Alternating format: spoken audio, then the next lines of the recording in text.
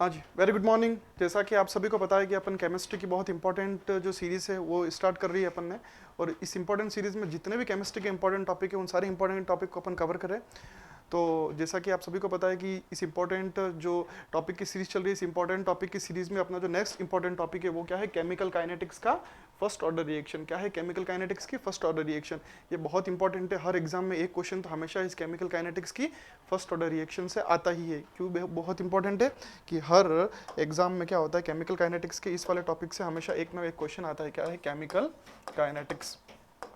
Chemical kinetics chemical kinetics में भी आपको ये ध्यान रखना है कि जो अपन को जो पढ़ना है, क्या पढ़ना है अपन को पढ़ना है फर्स्ट ऑर्डर रिएक्शन के बारे में। किसके बारे में? First order reaction. First order reaction. First order reaction. Okay, first order reaction के बारे में पढ़ना है। तो सबसे पहले अपन को क्या, अपन क्योंकि कंपटीशन एग्जाम की तैयारी कर रहे हैं और कंपटीशन एग्जाम अपन को देना है, तो इसमें अपन को एक अप्रोच रखनी है। क्या अप्रोच रखनी है? अपन को क्या करना है, सिर्फ रिएक्शन देखनी है और रिएक्शन को देखने के बाद अपन को बेसिक कंसेप्ट समझना है कि हो क्या रहा है और उसका फॉर्मूला लगाना है और 2-3 ग्राफ बनाने और क्वेश्चन देखने हैं। इससे क्या होगा कि आपको पूरा डेरिवेशन देखने की जरूरत नहीं है, क्योंकि अपन कंपटीशन है, कंपटीशन में अपन को डेरिवेशन तो लिखना नहीं है। अपन को क्या इंपॉर्टेंट फॉर्मूला याद रखना है, ताकि आप जो उस इंपॉर्टेंट फॉर्मूले में क्या वैल्यू पुट करें और उसका अपना आंसर निकाल सके। जैसे कि आपको एक एग्जांपल देता हूँ। जैसे कि मैंने आपको एक रिएक्शन दी। क्या रिएक्शन दी? मैंने आपको रिएक्शन दी, कोई भी ए है। क्या है ए? वो क्या बना रहा है? कोई प्रोडक्ट बना रहा है। क्या बना रहा है? कोई प्रोडक्ट बना रहा है। तो फर्स्ट ऑर्डर रिएक्शन नाम से पता पड़ा, फर्स्ट ऑर्डर मतलब, तो इसके लिए रेट ऑफ रिएक्शन क्या लिख सकता हूँ? रेट लॉ के अकॉर्डिंग। किसके अकॉर्डिंग? रेट लॉ के अकॉर्डिंग। रेट लॉ के अकॉर्डिंग क्या होता है? रेट लॉ के अकॉर्डिंग क्या होता है? रेट ऑफ रिएक्शन क्या होती है रेट लॉ के अकॉर्डिंग? जो रेट ऑफ रिएक्शन होती है मेरी, वो रेट ऑफ रिएक्शन किसके डायरेक्टली प्रोपोर्शनल होती है? रिएक्टेंट की कंसंट्रेशन के। किसके? रिएक्टेंट की कंसंट्रेशन के। और यहाँ पे मेरी रिएक्टेंट की कंसंट्रेशन क्या है? ए है। और क्योंकि फर्स्ट ऑर्डर रिएक्शन है तो इसकी पावर भी क्या आ जाएगी? 1 आ जाएगी। इस तरीके से होगा मेरा, ठीक है। रिएक्शन की क्या हो जाएगी? 1 आ जाएगी। और जब मैं इसका, जब ये डायरेक्टली प्रोपोर्शनल का साइन हटाऊंगा तो मेरे पास रेट ऑफ रिएक्शन क्या हो जाएगी? रेट ऑफ रिएक्शन डायरेक्टली अब क्या हो जाएगी? के ए की पावर मेरे पास क्या आ जाएगा? 1। क्या आ जाएगा? ए की पावर 1। ठीक है, तो उस रिएक्शन को और डिटेल में देखते हैं। इस रिएक्शन को अपन किस तरीके से लिख सकते हैं, नेक्स्ट पेज में देखना है। इसको किस तरीके से लिख सकते हैं? इसको अपन लिख सकते हैं जैसे मैंने आपको बताया था। क्या बताया अभी? ए को क्या लिखा मैंने? प्रोडक्ट लिखा। क्या लिखा मैंने? प्रोडक्ट लिखा। अगर मेरे पास t इक्वल टू 0 पे इसकी कंसंट्रेशन कितनी है? ए है। कितनी कंसंट्रेशन है इसकी? ए इक्वल टू 0 पे। ए कंसंट्रेशन है t इक्वल टू 0 पे, तो प्रोडक्ट उस समय क्या होगा? 0। और किसी टाइम टी पे, 1 मिनट, 2 मिनट, 5 मिनट, 10 मिनट, किसी भी टाइम टी पे इसमें से कुछ अमाउंट ऑफ कंसंट्रेशन कम होगी, और जितनी कम होगी उतनी क्या होगी? प्रोडक्ट में बनेगी। जैसे मेरे पास 10 मोल है, यहाँ पे 10 मोल पर लीटर कंसंट्रेशन है, तो टाइम इक्वल टू टी मान ले मैंने कि 5 मिनट बाद में क्या हो रहा है? इस 10 मोल पर लीटर में से 2 मोल पर लीटर क्या हो रहे? कम हो रहे। कहाँ कम हो रहे? प्रोडक्ट में कन्वर्ट हो रहे। तो यहाँ पे कितना आ रहा है? 2 मोल पर लीटर। मतलब जितना अमाउंट यहाँ से कम होगा उतना ही अमाउंट क्या होगा? यहाँ पे आएगा। तो मैं रिएक्शन को क्या लिख सकता हूँ? ए माइनस एक्स, और यहाँ पे क्या जाएगा? एक्स। और रेट ऑफ रिएक्शन कैसे लिख सकता हूँ मैं? या तो फिर मैं रेट ऑफ रिएक्शन का क्या फॉर्मूला बना लूंगा यहाँ पे। मेरे को रेट ऑफ रिएक्शन का मेरे पास फॉर्मूला क्या बन जाएगा? मेरे पास रेट ऑफ रिएक्शन का फॉर्मूला बन जाएगा, क्या बन जाएगा? Minus d a by d T. Minus d a by d T. क्या हो रहा है? प्रोडक्ट जो रिएक्टेंट है उसकी कंसंट्रेशन तो कम हो रही है। Minus d a by d T किसके इक्वल टू हो जाएगा? D x by d T. किसके इक्वल टू हो जाएगा? D x by d T. Product में कम होगा तभी तो प्रोडक्ट की कंसंट्रेशन, रिएक्टेंट में कम होगा तभी तो प्रोडक्ट की कंसंट्रेशन बढ़ेगी। तो minus d a by d t equal to किसके बराबर हो जाएगा? D x by d t. और ये किसके बराबर हो जाएगा रेट लो के हिसाब से? के ए की पावर कितना हो जाएगा मेरे पास? 1, क्योंकि कौन सी है? First order reaction. देखो कितनी आसानी से अपन ने पूरा एक फॉर्मूला बना लिया। तो इस तरीके से अपन ने बना लिया। अब इसको और आगे में जाता हूँ तो क्या होगा? आगे जाऊंगा तो मैं इस तरीके से होगा, डी एक्स क्या हो जाएगा? Plus D x by d T, क्योंकि अब मुझे तो प्रोडक्ट बना रहा हूँ, जितना रिएक्टेंट में से कम हो रहा है उतना ही तो प्रोडक्ट बन रहा है। तो क्या कर सकता हूँ? Minus d a by d t equal to d x by d t equal to के ए की पावर क्या है? 1। तो डायरेक्ट मैं आप क्या लिख सकता हूँ? बार बार मुझे लिखने की जरूरत नहीं है। D x by d T plus भी लगाने की जरूरत नहीं है। मेरे पास क्या हो जाएगा? D x by d T किसके बराबर हो जाएगा? के। और एक पर्टिकुलर टाइम पे क्या होता है? एट पर्टिकुलर टाइम किया टी के बराबर, टी में क्या होगा? ये क्या हो जाएगा? D x by d T के। और ए क्या हो जाएगा? यहाँ पे ए की कंसंट्रेशन कितनी है? ए माइनस एक्स कितनी है? ए माइनस एक्स। और ए माइनस एक्स की पावर कितनी है? 1 है। क्या है? ए माइनस एक्स की पावर 1 है। यहाँ तक आपको समझ में आ गया? इसके आगे फिर क्या कर सकता है? इनका अपन को करना है, जैसे ये क्या है? D x by d T, इनका डिफ्रेंशिएशन करना है अपन को। कैसे करते हैं आगे देखो। डिफ्रेंशिएशन में क्या आएगा? D x by d t, और मेरे पास इधर क्या बचा है? के, और इधर क्या है मेरे पास a माइनस एक्स की पावर क्या है 1। अब मैं क्या करूंगा, इस a माइनस एक्स को इधर लेके जाऊंगा और t मेरे पास क्या चला जाएगा, इधर चला जाएगा। इस तरीके से मैं उसका पूरा क्या करूंगा, इंटीग्रेशन करूंगा। तो इस तरीके से इंटीग्रेशन करने से मुझे किसकी वैल्यू पता पड़ेगी, इंटीग्रेशन करने से मुझे kt का फॉर्मूला बनेगा। लेकिन क्या मुझे पूरा एक पेज का इंटीग्रेशन करने की जरूरत है, नहीं। इस पूरी इक्वेशन का अगर मैं इंटीग्रेशन करूंगा तो मुझे मेरे को तो फॉर्मूला याद रखना है मेरे कॉम्पिटिशन एग्जाम में। तो फॉर्मूला क्या आएगा, फॉर्मूला आएगा kt इक्वल टू 2.303। क्या आएगा, kt upon kt equal to 2.303 क्या आएगा, लॉग, ये कौन सा लॉग है 10, और क्या आएगा a और a माइनस एक्स। a क्या है इनिशियल कंसंट्रेशन, और a माइनस एक्स क्या है किसी पर्टिकुलर टाइम में a में से कितनी कंसंट्रेशन कम हुई, उसको माइनस करने के बाद जो बचेगा वो क्या होगा, a माइनस एक्स। तो ये मेरे पास क्या बन गया, फॉर्मूला बन गया। Very very very important formula. अपन डेरिवेशन क्यों ध्यान रखे भाई, डेरिवेशन करने के बाद आंसर तो अपने पास ये आने वाला है, डायरेक्टली अपन इस फॉर्मूले को याद रख ले। अब इस फॉर्मूले में छेड़छाड़ करके इस पूरे चैप्टर को क्या कर सकते हैं, इजीली अपन सोल्व कर सकते हैं। जैसे क्या छेड़छाड़ करूं, अगर मुझे किसी ने k पूछा है, क्या पूछा है, k पूछा है, तो और t दे रखा है, तो t को क्या कर दूंगा, इधर भेज दूंगा। क्या नया फॉर्मूला बन जाएगा 2.303, t नीचे आ जाएगा मेरे पास, इधर क्या आ जाएगा log 10 a upon a minus x आ जाएगा इधर, ठीक है। अच्छा एक चीज मैंने देख ली, और क्या अगर मुझे किसने क्या दे रखा है, टी दे रखा है और के पूछता है, क्या दे रखा है, टी दे रखा है और के पूछता है, तो इसको किस तरीके से इस फॉर्मूले को सेट करूंगा, तो इस फॉर्मूले को सेट करूंगा, टी इधर लिख लूंगा और इस के को क्या कर दूंगा, इधर नीचे भेज दूंगा 2.303, और के क्या हो जाएगा, इधर नीचे आ जाएगा। इधर मेरे पास कितना है log 10, और क्या है इधर a upon a minus x, क्या है a upon a minus x. तो ये मेरे पास एक और फॉर्मूला बन गया।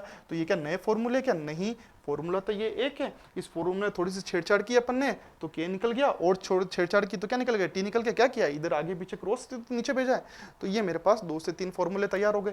पहला फॉर्मूला तैयार हो गया, मेन जो याद रखना है, दूसरा भी फॉर्मूला कह सकते हैं, तीसरा भी मुझे पूछ सकता है। ये तो हो गई एक बात। और क्या ध्यान रखूंगा मैं, और मैं ध्यान रखूंगा, ये तो मेरे पास एक चीज हो गई। अब मैं ध्यान रखूंगा कि मुझसे इसमें यूनिट के बारे में पूछा जाता है। क्या पूछा जाता है मुझे इसमें, यूनिट के बारे में पूछा जाता है। तो फर्स्ट ऑर्डर रिएक्शन की अगर मेरे को कोई यूनिट पूछता है, क्या पूछता है, फर्स्ट ऑर्डर रिएक्शन की, कोई मुझे फर्स्ट ऑर्डर रिएक्शन की यूनिट के बारे में पूछता है, किसके बारे में पूछता है, यूनिट के बारे में। तो क्या बताऊंगा मैं उस यूनिट के बारे में, तो मैं यूनिट के बारे में बताऊंगा कि यूनिट का फॉर्मूला क्या होता है, जो के की यूनिट होती है उसका फॉर्मूला क्या होगा, उसका फॉर्मूला होता है मॉल पर लीटर। क्या होता है, मॉल पर लीटर, और 1 माइनस एन, और जो टाइम होता है उस पर क्या होता है -1। तो फॉर्मूले में वैल्यू पुट कर दो, मोल पर लीटर तो एज इट इज लिखूंगा, मोल पर लीटर एज इट इज लिखूंगा मैं। और मेरे पास क्या दे रखा है 1 माइनस एन, क्या है फर्स्ट ऑर्डर रिएक्शन, तो एन की वैल्यू क्या होगी 1, और टाइम के ऊपर तो -1 लगाना ही, टाइम तो मैं किस में फाइंड करता हूँ, सेकंड में। और क्या हो जाता है -1, तो -1 कितना हो जाएगा 0। तो अगर किसी भी चीज पे 0 आएगा, तो अगर किसी भी वैल्यू पे या किसी भी स्क्वायर के ऊपर 0 लगा है, तो इसका मतलब उसकी वैल्यू क्या होगी 1। तो 1 - 1 0, तो इस पूरे की वैल्यू क्या जाएगी 1, मतलब कुछ नहीं। और आंसर क्या हो जाएगा अपने पास, सेकंड इनवर्स। तो वेरी वेरी वेरी इंपॉर्टेंट, कितनी बार कंपटीशन एग्जाम में पूछा गया है, वेरी इंपॉर्टेंट, कि फर्स्ट ऑर्डर रिएक्शन के लिए के की यूनिट क्या होती है, आपको क्या ध्यान रखना है, मोल पर लीटर में कुछ नहीं होती है। आंसर क्या होता है, सेकंड इनवर्स कैसे होता है, 1 माइनस एन होता है, एन की वैल्यू 1 हो गई, तो 1 - 1 कितना हो गया 0। तो मोल पर लीटर के ऊपर पावर कितनी होगी 0, किसी के ऊपर 0 पावर आने का मतलब उसकी वैल्यू कितनी हो जाती है 1। तो अपने पास यूनिट क्या बच गई, सेकंड इनवर्स। तो यूनिट को भी देख लिया अपन ने, बहुत सिंपल चीजें थी। फॉर्मूला डेरिवेशन याद करने की जरूरत नहीं, फॉर्मूला देख लिया डायरेक्ट अपन ने, इक्वेशन लिख ली, फॉर्मूला देख लिया, फॉर्मूले के बाद क्या देख लिया, यूनिट देख लिया। अब एक दो ग्राफ बना देते, क्या बना देते, ग्राफ बना लेते हैं। अच्छा ग्राफ बनाने से पहले एक चीज और देख लेंगे अपन, क्या देखेंगे वो एक चीज, अपन देखेंगे कि हाफ लाइफ, क्या देखेंगे फर्स्ट ऑर्डर रिएक्शन के लिए हाफ लाइफ, क्या देखेंगे हाफ लाइफ। हाफ लाइफ का मतलब क्या होता है, नाम से पता पड़ गया, हाफ लाइफ मतलब आधा जीवन। क्या, आधा जीवन। आधा जीवन मतलब रिएक्शन जितनी है, क्या है जितनी, जैसे मेरे पास ये रिएक्शन ए है और ये प्रोडक्ट में बदल रही है, किस में बदल रही है, प्रोडक्ट में। किस में बदल रही है, प्रोडक्ट में, उत्पाद में बदल रही है। अगर मेरे पास टी इक्वल टू क्या है, टी इक्वल टू क्या है मेरे पास 0 पे, कंसंट्रेशन ए है, तो प्रोडक्ट तो उस समय 0 होगा।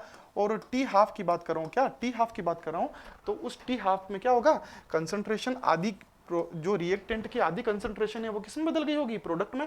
भाई मैं कह रहा हूं कि मैं 100 साल जी रहा हूं, 100 में से मैंने 50 साल कंप्लीट कर लिया, मतलब 50 साल तो मैंने जी लिया, अब मेरे पास कितने साल बाकी, 50 साल।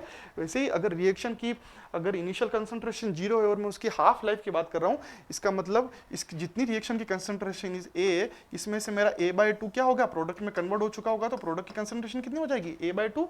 तो 0 ऑर्डर हो, फर्स्ट ऑर्डर हो, सेकंड ऑर्डर हो, कभी भी मुझे हाफ लाइफ पूछता है, इसका मतलब जो भी रिएक्टेंट की कंसंट्रेशन है हैं, क्या ऐसा समय या ऐसा टाइम जब रिएक्टेंट की कंसंट्रेशन में से आधी कंसंट्रेशन किस में बदल जाती है, प्रोडक्ट में। तो रिएक्टेंट की कंसंट्रेशन भी कितनी बचेगी, यहाँ पे कितनी बचेगी, A/2 ही बचेगी। भाई अगर मेरे पास रिएक्टेंट की कंसंट्रेशन A है और उसमें से A/2 माइनस हो गई है और किस में बदल गई, प्रोडक्ट में, तो रिएक्टेंट भी मेरे पास क्या बचा है, A/2। तो इस ये जो समय होगा, इस समय को क्या बोलेंगे, T12। मतलब ऐसा समय जब रिएक्टेंट की आधी कंसंट्रेशन किस में बदल गई हो, प्रोडक्ट में। बड़ी सिंपल सी चीज है।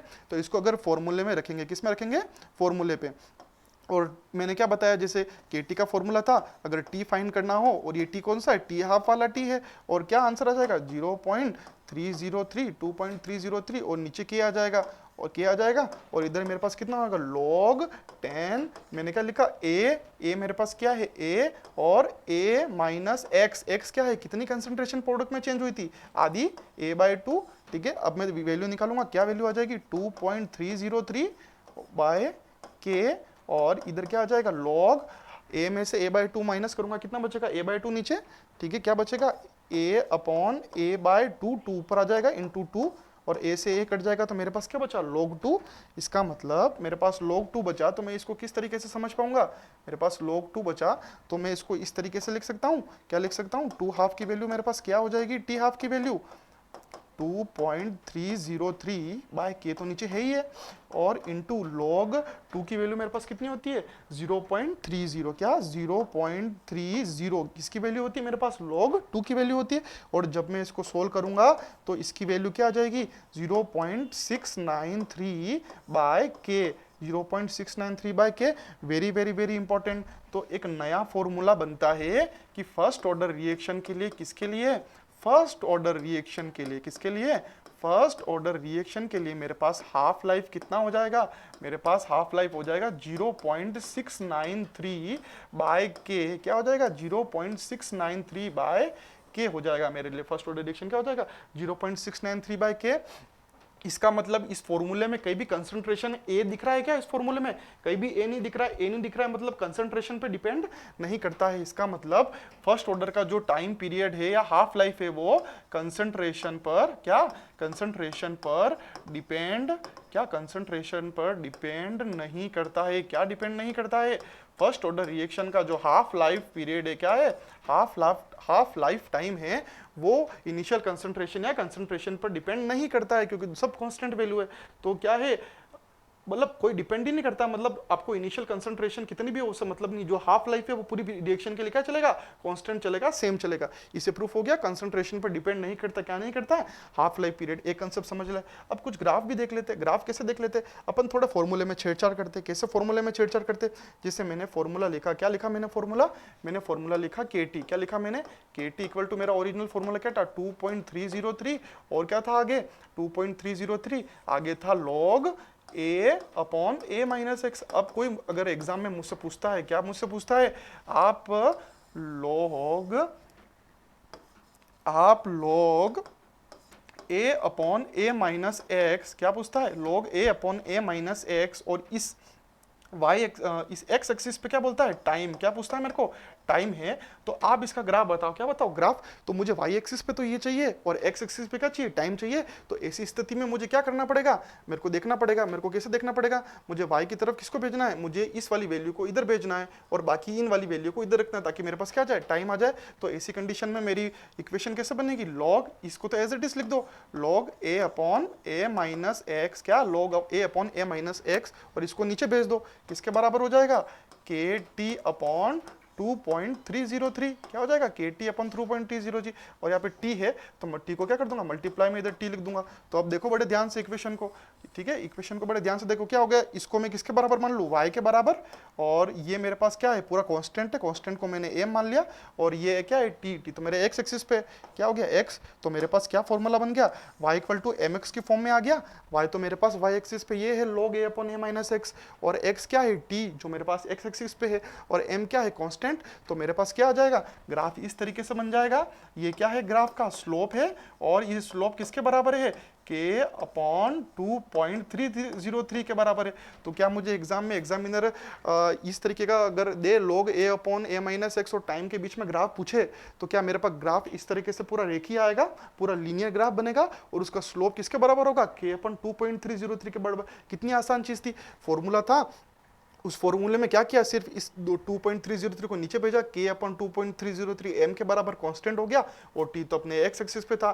तो एक ग्राफ अपन ने देख लिया, और इसका दूसरा ग्राफ भी बना लेते। कैसे बनाएंगे दूसरा ग्राफ? वही, अगर मुझे एग्जामिनर पूछता है कि भैया आप बताओ कि एक एक्सिस पे तो क्या बन रहा है, टाइम है, और एक एक्सिस पे है अब log a माइनस एक्स है, क्या है, log a माइनस एक्स। अब आप ग्राफ बनाओ, तो कैसे बनाएंगे? अपन को तो फॉर्मूला याद है, अपन को तो कुछ पता ही नहीं है, तो अपन को सिंपल पहले फॉर्मूला लिख देना। क्या लिख देना? kt अपॉन, क्या लिख देना अपन को, kt अपॉन 2.303, और log में वैल्यू क्या थी, log a upon a minus x थी वैल्यू। अच्छा, अब मुझे क्या पता है, log में कोई भी वैल्यू डिवाइड होती है, log a अपॉन b क्या होता है, log a minus log b क्या होता है, log a minus log b। तो log a upon a minus x क्या हो जाएगा, जैसे मैंने आपको बताया log में a बाय b लिखता हूं, तो इसकी वैल्यू में क्या लिखता हूं, log a minus log b, ऐसे ही लिखता हूं वैल्यू। तो यहाँ पे मेरे पास क्या है, log a upon a minus x. तो मैं इसको कैसे चेंज कर दूंगा, फॉर्मूला याद होना चाहिए, इसमें थोड़ी सी छेड़छाड़ कर रहा हूँ। क्या लिख रहा हूँ, 2.303 log पे ऊपर क्या है, a है, तो log a माइनस, और नीचे क्या है, नीचे है मेरे पास log क्या है, a माइनस एक्स। तो ये माइनस वाला साइन है, तो मुझे y एक्सिस पे क्या चाहिए, यही चाहिए। मैं इसको इधर भेज दूंगा धीरे से, क्या आ जाएगा, इधर भेजूंगा तो log a माइनस एक्स आ जाएगा, और मेरे पास क्या बचेगा, log a माइनस एक्स तो आ जाएगा मेरे पास। फिर क्या हो जाएगा, फिर आप देखो सबसे पहले आपने क्या देखा 2.303, तो इसको पहले इधर भेज दो, इसको भी नीचे भेज दो, ठीक है। तो रिएक्शन को किस तरीके से प्रॉपर लिख दो कि ये इसके मल्टीप्लाई में, तो मल्टीप्लाई में इसको नीचे भेज दो, क्या आ जाएगा इधर, kt अपॉन 2.303। अब log में वैल्यू लिख दो ताकि कंफ्यूजन नहीं हो, क्या आ जाएगा, log a माइनस log क्या हो जाएगा, a माइनस एक्स आ जाएगा। ये माइनस की चीज़ है, इसको इधर भेज दो, क्योंकि इसको मेरे को किस पे लेना है, y एक्सिस पे। क्या लिखूंगा, a माइनस एक्स, और इसको मैं इधर भेज दूंगा, तो मेरे पास इधर भेजते क्या आ जाएगा, माइनस kt अपॉन 2.303, और क्या आ जाएगा, प्लस log a, क्या आ जाएगा, प्लस log a। तो एक सिंपल सी वैल्यू आ गई मेरे पास। अच्छा अच्छा, ये वैल्यू मुझे किसके बराबर जैसी लग रही है, ये वैल्यू, क्या बोला मैंने आपको, ये वैल्यू आपको कैसी लग रही है, मैंने बोला ये वैल्यू आपको कैसी लग रही है। तो बड़ा ध्यान से देखना, इसको, ये तो मेरा y एक्सिस पे, तो इसको तो मैंने मान लिया y, और k अपन 2.303 तो मेरे पास कांस्टेंट है, इसको तो मैंने मान लिया m, और t मेरे पास x एक्सिस पे, इसको मैंने मान लिया x, और प्लस ये क्या है, कांस्टेंट है, तो इसको मैंने मान लिया c। क्या मान लिया, c। तो मेरे पास ये इक्वेशन किसके बराबर हो गई, y equal to mx plus c, mx plus c। y क्या है मेरे पास, log a माइनस एक्स, और m क्या है, कांस्टेंट क्या है, माइनस k अपॉन 2.303, और x क्या है मेरे पास, x है मेरे पास टाइम, और log a क्या है मेरे पास, c, क्या है, c। तो मैं इस इक्वेशन को कैसे शो करूंगा, मैं इस इक्वेशन को ऐसे शो करूंगा, नेगेटिव साइन था तो मैंने क्या कर दिया, इस तरीके से कर दिया, और ये स्लोप की वैल्यू क्या हो जाएगी मेरे पास, स्लोप की वैल्यू वापस मेरे पास क्या हो जाएगी, k अपॉन 2.303, क्या हो जाएगी, k अपॉन 2.303। मैं इसमें चाहूँ तो माइनस लगा भी दूँ, माइनस नहीं भी लगाऊँ, माइनस क्यों नहीं लगाऊँ, क्योंकि मैंने ऑलरेडी इसको ग्राफ को डिक्रीजिंग तरीके से बताया, डिक्रीजिंग तरीके से बताया, तो मुझे स्लोप पे माइनस लगाने की जरूरत नहीं है। और मेरे पास एक्स वाई एक्सिस पे तो log a माइनस ए है ही है, और एक्स क्या है मेरे पास, टाइम है ही है, और स्लोप मैंने बता दे क्या बताया, नेगेटिव में क्या बताया, k अपॉन 2.303, और ये c, ये वाली जो वैल्यू है, कौन सी वैल्यू, ये वाली जो वैल्यू है मेरे पास, कौन सी, ये वाली जो वैल्यू है, ये वाली वैल्यू क्या है मेरे पास, ये वाली वैल्यू आई मेरे पास log क्या है, a है, क्या है ये, log a है, क्या है ये, कांस्टेंट है log a। ये किसके बराबर है, c के बराबर है। तो दो ग्राफ भी देख लिए मैंने इसमें ग्राफ देख लिया, मैंने इसमें इंपॉर्टेंट फॉर्मूला देख लिया, मैंने इसमें इंपॉर्टेंट यूनिट देख ली, सारी चीज कंप्लीट हो गई। अब अपन क्वेश्चन पे चलते, किस पे चलते, क्वेश्चन पे चलते। तो एग्जामिनर अगर मुझसे क्वेश्चन पूछता है, एग्जामिनर अगर मुझसे क्या क्वेश्चन पूछता है, अगर एग्जामिनर मुझसे क्वेश्चन पूछता है कि किसी फर्स्ट ऑर्डर रिएक्शन, क्या क्वेश्चन पूछता है, किसी फर्स्ट ऑर्डर रिएक्शन के लिए, किसके, किसी फर्स्ट ऑर्डर रिएक्शन के लिए, अगर कोई फर्स्ट ऑर्डर रिएक्शन है और वो 20% क्या, वो 20% कंप्लीट होने के लिए कितने मिनट लेती है, वो 20% कंप्लीट होने के लिए कितने मिनट लेती है, 10 मिनट लेती है। कितने मिनट लेती है, 10 मिनट। कितना, 20% कंप्लीट होने के लिए 10 मिनट लेती है। तो अब बताओ, क्या बताओ अब, तो अब आप रिएक्शन बताओ कि वो रिएक्शन 75% कंप्लीट होने के लिए किसके लिए, 75% वो रिएक्शन कंप्लीट होने के लिए कितना टाइम लेगी, ये अपन को पूछा। क्या पूछा, अगर वो कोई भी फर्स्ट ऑर्डर रिएक्शन है जो 20% कंप्लीट होती है और वो 10 मिनट लेती है, और कोई रिएक्शन 75% कंप्लीट होगी तो कितने मिनट लेगी। तो आपको तो फॉर्मूला पता है, क्या फॉर्मूला पता है आपको पता है कि kt किसके बराबर होता है, 2.303, और क्या होता है, log a upon a minus x के बराबर होता है। अच्छा, यहाँ पे मुझे टाइम के बारे में पूछा है, के तो मेरे पास कांस्टेंट हो जाएगा, टाइम तो के इसको इधर नीचे लिख दूंगा। तो मैंने क्या किया, टाइम के रेस्पेक्ट में मैंने फॉर्मूला बता दिया। अब मेरे को दो चीजें पूछी है, क्या दो चीजें पूछी है मेरे को, बड़े ध्यान से देखना। कौन सी दो चीजें पूछी? एक तो मुझे पूछा कि 20% जब रिएक्शन कंप्लीट हो जाएगी, या मैं मान लूँ कि 80% रिएक्शन कंप्लीट हो जाएगी। इसको और सिंपल तरीके से समझने के लिए मैं और बताओ 80% रिएक्शन कंप्लीट हो गई तो उस समय टाइम क्या होगा। तो फिर मैं क्या लिखूंगा, मुझे जो फाइंड करना होगा उसको तो मैं ऊपर लिख लूंगा। कैसे? मुझे क्या फाइंड करना है, 80% जब रिएक्शन कंप्लीट हो गई उस समय टाइम फाइंड करना है, और मुझे किसका टाइम पता है, 10% रिएक्शन कंप्लीट हो गई उसका टाइम पता है, और किसके बराबर होगा, ऊपर वाली रिएक्शन होगी 2.303, और क्या होगा के, और क्या होगा लॉग 80% रिएक्शन कंप्लीट हो गई। इसका मतलब रिएक्टेंट की कंसंट्रेशन कितनी बची, अगर रिएक्टेंट की कंसंट्रेशन 100 है और 80% रिएक्शन कंप्लीट हो गई, इसका मतलब रिएक्टेंट तो 20% बचा। तो a माइनस एक्स की जगह मैं क्या लिख दूंगा, 20 लिख दूंगा। बड़ा सिंपल सा लिख दूंगा। कितने स्मार्ट तरीके से, सिंपल तरीके से सोल्व करेंगे, देखना। फिर देखना इधर 2.303 मैंने लिखा, इसके लिए भी k की वैल्यू तो कांस्टेंट है, और मैंने क्या लिखा 20% रिएक्शन, कितनी परसेंट, 20% रिएक्शन। तो 20% रिएक्शन का मतलब अगर रिएक्टेंट की 20% रिएक्शन पूरी हो गई, इसका मतलब 80% रिएक्टेंट तो अभी भी बचा है। तो क्या लिख दूंगा मैं, लॉग, अगर मेरे पास रिएक्टेंट 100 है और 20% रिएक्शन कंप्लीट हो गई है तो मेरे पास 80% रिएक्टेंट अभी भी बचा है, तो मैं नीचे क्या लिख दूंगा, 80 लिख दूंगा। तो ये मेरे पास इस तरीके से पूरा होगा। कितना पूरा होगा, 80 लिख दूंगा नीचे। अच्छा, 80 लिख दिया मैंने। अब मेरे को इस रिएक्शन को सोल्व करना है, कैसे सोल्व करूंगा, 2.303 से 2.303 कट जाएगा, और फिर मेरे पास वैल्यू क्या आ जाएगी, मेरे पास वैल्यू आ जाएगी t 80% तो मेरे को फाइंड करना है, और t जो 20% है उसकी वैल्यू क्या है मेरे पास, 10 है, उसकी वैल्यू 10 है। और जब मैं इसको काटूंगा तो मेरे पास क्या हो जाएगा, एक जीरो से एक जीरो कट गया, फिर ये कितना बचा, 2 से कितनी बार कट गया, ये कितनी बार कट गया, 5 बार कट गया। कितनी बार कट गया, 5 बार कट गया। तो फिर इधर ऊपर मेरे पास क्या वैल्यू आ गई, ऊपर तो मेरे पास आ गया log 5, क्या आ गया मेरे पास ऊपर, log 5, और नीचे क्या आ गया, एक जीरो से एक जीरो कट गया, 2 के पाड़े से कितनी बार कटा, 5 बार, 2 के पाड़े से कितनी बार कटा, 4 बार।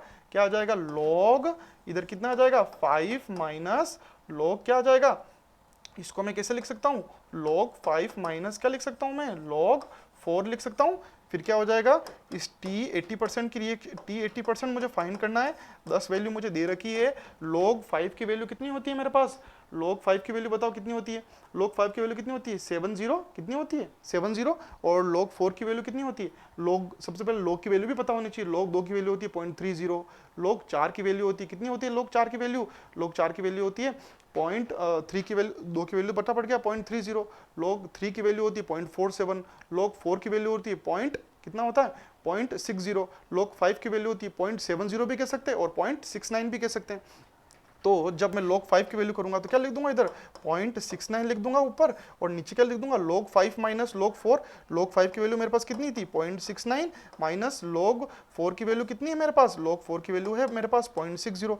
जब मैं इसको माइनस करूंगा तो t 80%, और इधर तो मेरे पास नीचे कितना बचा 10, और 0.69 क्या बचेगा 0.69, और 0.69 माइनस 0.60 कितना आएगा 0.09, कितना आएगा 0.09। और जब मैं इसको इससे डिवाइड करूंगा, क्या 0.69 को 0.09 से जब मैं डिवाइड करूंगा तो मेरे पास आंसर क्या बचेगा, तो मेरे पास आंसर आएगा, कितना आएगा, इसको मैं डिवाइड करूंगा तो 7.66 के करीब आएगा। कितना आएगा 7.66, 9 का कितना होता है 63 होता है, 7 बार कितना होता है 63 होता है, 69 है, उससे थोड़ा ज्यादा है, क्या आएगा 7.66। और जब मैं इस 10 को उससे मल्टीप्लाई कर लूंगा, क्या करूंगा, इस 10 को t 80% तो मुझे फाइंड करना है, तो जब मैं इस t 80% की वैल्यू पूछूंगा, t 80% कितना होगा, तो मैं इस 10 को किससे मल्टीप्लाई करूंगा 7.66 से, तो मेरे पास आंसर कितना हो जाएगा 76.6 सेकंड। तो देखो मैंने कितने स्मार्ट तरीके से एक ही पेज के अंदर कितने तरीके से कर लिया, एक फॉर्मूला लिखा और जो फाइंड करना है उसको ऊपर लिखा, फिर इसको जो दे रखा है उसको नीचे लिखा, फिर आराम से जो कट रहा है उसको काट दिया, फिर log की वैल्यू कर ली। केवल log की वैल्यू मुझे याद होनी चाहिए, बट सिंपल है। log 2 की वैल्यू कितनी होती है मैंने अब बताया 0.30, log 3 की वैल्यू कितनी होती है 0.47, log 4 की वैल्यू कितनी होती है 0.60, log 5 की वैल्यू कितनी होती है 0.69 होती है। इस तरीके से log की वैल्यू चलती रहती है, ठीक है। एक क्वेश्चन अपन ने ये देख लिया। एक क्वेश्चन देखो आप, एक कंसेप्ट समझाता हूं मैं आपको। क्या है कंसेप्ट समझाता हूं, एक कंसेप्ट आप देखो। वो कंसेप्ट क्या बोलता है, आपको पता होना चाहिए, क्या पता होना चाहिए, मैंने आपको बताया था कि फर्स्ट ऑर्डर रिएक्शन के लिए टी हाफ की वैल्यू क्या होती है 0.693, क्या होती है 0.693, 0.693 अपॉन के, क्या होती है के। इस फॉर्मूले में मुझे कहीं भी कंसंट्रेशन दिख रही है या इनिशियल कंसंट्रेशन कहीं भी दिख रही है, इसका मतलब मैंने आपको क्या बताया था, मैंने आपको अभी थोड़ी देर पहले बताया था कि first order reaction initial concentration, क्या बोल रहा हूं मैं, इनिशियल कंसंट्रेशन, यानी मैं किसकी बात कर रहा हूं, ए से क्या होती है, ए पर, क्या लिख सकता हूं मैं, ए पर इनिशियल कंसंट्रेशन ए पर निर्भर नहीं करती है। इनिशियल कंसंट्रेशन कुछ भी होगी तो उससे मेरी टी हाफ क्या होगी, कोई भी डिपेंड नहीं करेगी। ठीक है, इसका मतलब मैं इस लाइन पे बार बार ध्यान क्यों दे रहा हूँ, इस लाइन को मैं बार बार बताना क्या चाह रहा हूँ कि टी हाफ 0.693/k इस पे डिपेंड नहीं करती। इससे मैं क्या करूंगा, 2 से 3 नए फॉर्मूले बनाऊंगा। कैसे बनाऊंगा, बड़े ध्यान से देखना। एग्जाम में आपको, जैसे मैंने पिछले क्वेश्चन सोल्व करा था वो तो क्वेश्चन थोड़ा बड़ा हो गया था, आपको स्मार्ट अप्रोच देखनी, क्योंकि एग्जामिनर तो वही देखेगा। आपको अगर लंबे चौड़े फॉर्मूले में घुसोगे तो आपके क्या कैलकुलेशन में मिस्टेक होने के चांसेस ज्यादा हो जाएंगे। ऐसी कंडीशन में क्या ध्यान रखना है अपन को, जैसे कि मेरे पास कोई भी, जैसे मेरे पास ये रिएक्शन है ए, और रिएक्शन किस में बदल रही है, प्रोडक्ट में बदल रही है, और मेरे पास इनिशियल प्रोडक्ट कितना दे रखा है, 100, क्या कंसंट्रेशन है प्रोडक्ट की, 100, और मैं आपको बोलता हूं मेरे पास टी हाफ लाइफ है इस रिएक्शन के लिए, मेरे पास टी हाफ है 10 मिनट। कितने मिनट है मेरे पास, 10 मिनट। कितने मिनट है, 10 मिनट। तो जब मेरी कंसंट्रेशन 100 से 50 होगी, कितनी होगी, 100 से 50, मतलब आधी हो गई, मतलब आधी रिएक्शन पूरी हो गई। इसका मतलब इसके ऊपर जो टाइम होगा उस टाइम को मैं क्या करूंगा, टी हाफ, क्या बोलूंगा, टी हाफ। वैसे ही 50 से मेरी रिएक्शन क्या हो गई, 25 हो गई। इसका मतलब मेरी रिएक्शन कितनी हो गई, टी हाफ में। इसका मतलब मेरी रिएक्शन 50 से मैंने रिएक्शन 25 पे लिया है, मतलब इस कंसंट्रेशन से भी क्या हो गया, आधा हो गया। इसका मतलब यहाँ पे भी क्या हो जाएगा मेरे पास, टी हाफ। यहाँ पे कंसंट्रेशन तो 100 थी, यहाँ पे कंसंट्रेशन कितनी है, 50। लेकिन मैंने भी आपको क्या बताया, टी हाफ के फॉर्मूले में कहीं भी कंसंट्रेशन नहीं है, इसलिए कंसंट्रेशन कितनी भी दे रखी हो मुझे टी हाफ पे कोई भी फर्क नहीं पड़ता। क्यों क्यों क्यों फर्क नहीं पड़ता, आप देख लो।